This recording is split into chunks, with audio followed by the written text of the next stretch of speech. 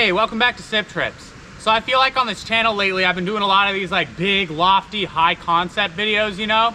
So I thought it'd be fun to take a breather from all that and do a classic dime store adventure. You see behind me here is Croff Farm Brook. I don't really know all that much about it. The only thing I know is that it runs through some Rhode Island state land in this direction that used to be owned by the Boy Scouts before it was donated to the state. And before that, as the name might suggest, a pretty large farm operated on the premises and, you know, made use of the waters of the brook. So I think we're just gonna walk down along the length of the brook for a while and see what we can find.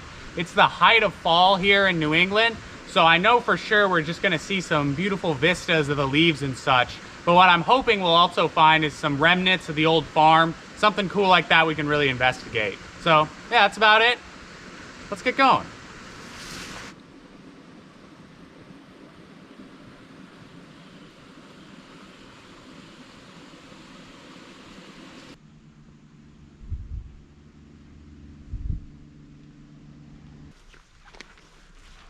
One of the main reasons I chose this brook for this is because I think this kind of swampy corner of Rhode Island here is really underrepresented as a beautiful part of New England. You can find some real unique landscapes out here.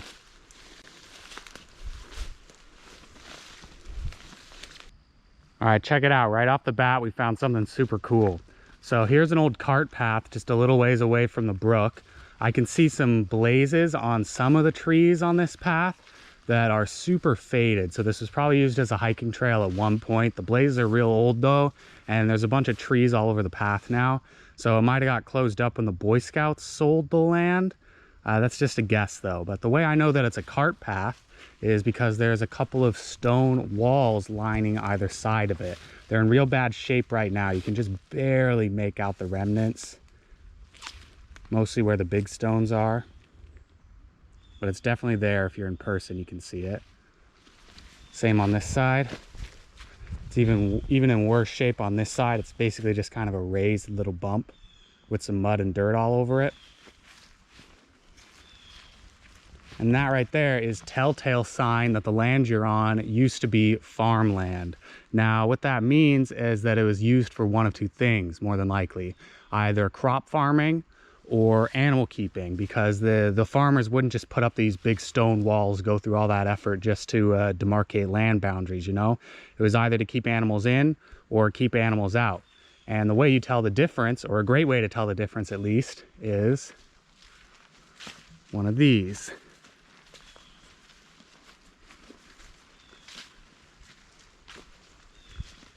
People call this tree either a wolf tree, as in lone wolf, or pasture tree. You see how it's way, way, way bigger than any other tree in this area?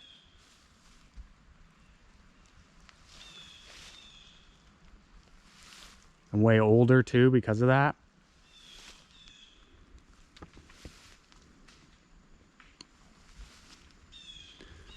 That's because the vast majority of the trees around here are pretty young, because most of New England 100 years or so ago was just pasture land, farmland, completely cleared of the old growth forests that were here when Europeans landed on the continent, you know? But there are still a few remnants of the old forest, like this pasture tree here. You see, when they cleared the land to make room for pasture, they left big trees like this around to provide shade for the animals, usually along the perimeter of the walls, just like this one, you know? And so you can use a tree like this to tell that this land was almost definitely used for animal keeping and not used for crops, because there'd be no reason to leave a big tree with all its roots and all that stuff right in the middle of your cropland. Oh, one more quick thing while we're here. There's also the possibility that this tree wasn't spared when all of its brothers were cleared to make room for the pasture, but that it was planted at the perimeter after the pasture was already established, you know? And this part is just guesswork, but I'm guessing that it was part of the original forest and left behind because of the way the branches are growing. See how they're all angled really far upwards like this, instead of sticking more outwards like this? Generally, trees will grow straight up as fast as they can when there's other trees around them, because they're trying to compete for sunlight, you know. Whereas if there were no other trees around when this tree was growing, it probably would have grown more like this, you know, so that it can spread out its leaves and get more direct sunlight coming down. So because it's mostly pointing up, I'm guessing that this was here when the forest was here and not planted after the rest of the trees were already cleared.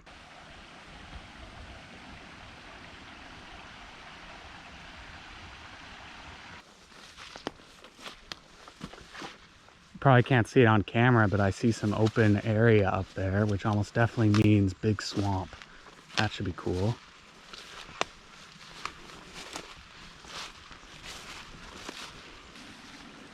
Oh man, check this out. This is awesome. Look, that not only is this a swamp, this is a dam. I gotta figure out how to get over there without falling in.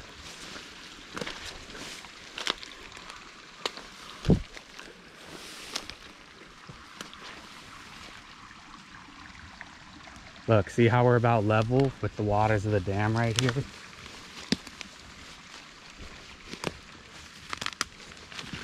Wow, this is awesome. I had no idea this was back here.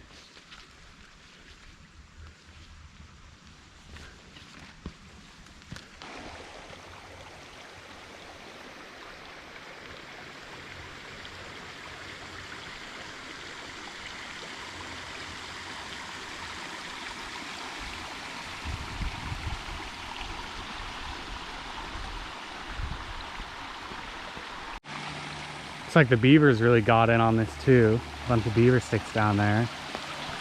Could have just floated down here from somewhere else and got stuck on the dam though. There's a beaver tree, so maybe there is one living out here.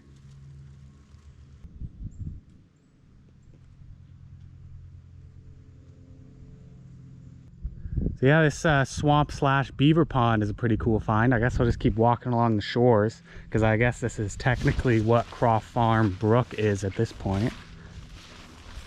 Here's some more stone wall right here, which makes me think that this brook was not dammed as part of the farm, because I'm not sure why they would put the wall like a few feet from the water's edge. So I'm guessing it's probably beaver activity that has extended the water out this far. Yeah, here the wall is literally submerged, or just about at least.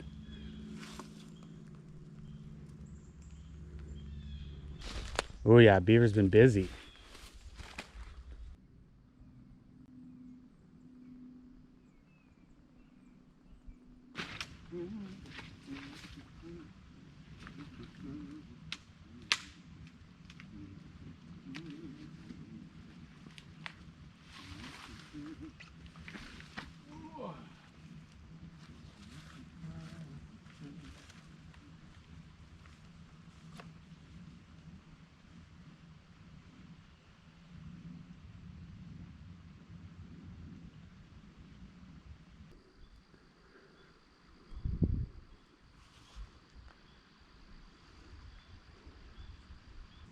Much bigger pond over here.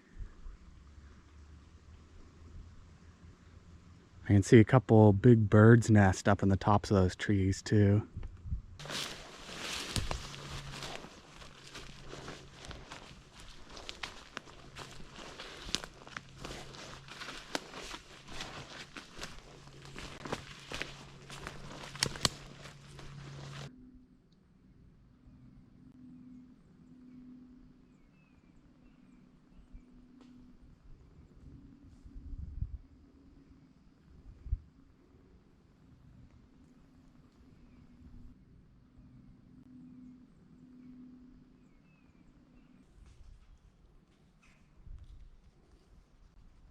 All right, check this out. This is something really cool.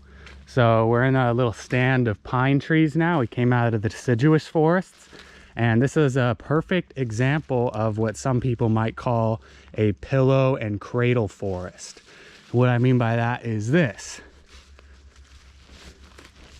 Here's a hole or a cradle, and next to it is a big pile of dirt with some trees growing on it. Here's a hole or a cradle, and there's the big dirt pile or the pillow with a bunch of trees growing on it. Here's another one, cradle, pillow with trees growing on it. That's pretty cool, huh? You can see these pretty much all over the place around here.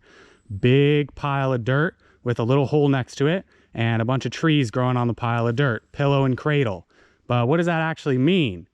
Well, more than likely it means that at some point there was a big windstorm that swept through this forest, maybe even something like a hurricane, that blew a whole ton of trees over. So what that did was create a hole where the roots of the trees came out of the ground, and all the dirt that were stuck to those roots as the tree decomposed fell down and made a big pile of nice fresh soil for more saplings to grow on top of. So more than likely, there was some kind of big windstorm that really did a lot of damage to the trees growing in this forest at some point. I don't know enough to be able to date exactly when that wouldn't have happened, but if you were in the woods with the right person, they could probably tell you exactly when that windstorm might have blown these guys over. But for now, we'll just have to be content with knowing that it happened at some point. I'm gonna walk on the cart path here for a minute because it started getting real swampy, reedy down there.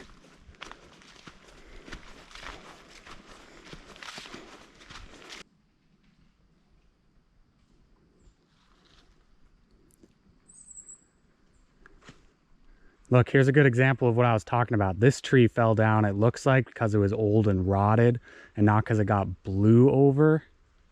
So there's not as much dirt stuck to the roots, but if this had been blown over, there would be way more dirt all around the roots of this tree, like a big pile, you know? But the hole is still there. That's clearly visible. So that'll eventually become the cradle. And if this was a tree that had been blown over and had more dirt, as the tree decomposes, the dirt would make a big pile and we'd have our pillow just on the other side. Oh, and I'm a little ways away from that pine forest now, but one more crucial thing I forgot to mention is that the telltale way that you can be certain that it was a windstorm was if all the cradles are on the same side relative to the pillow, because that means that all the trees got blown over in pretty much the same direction because the wind was blowing on them from the same direction. They're all over the place in different directions, then it could have been something else. But because in that pine forest, they're all aligned the same way, almost definitely some kind of windstorm. All right, this is such a good sized swamp and I can hear a road if I keep going down this way. So I think we're gonna call this the end of the trip, which means I better go find a place to get my sip and we'll sign off. This big fallen maple tree seems like a good spot to me.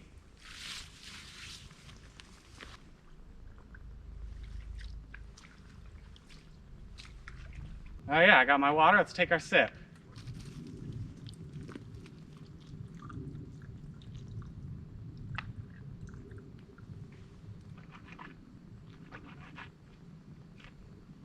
Shall I right down my shirt?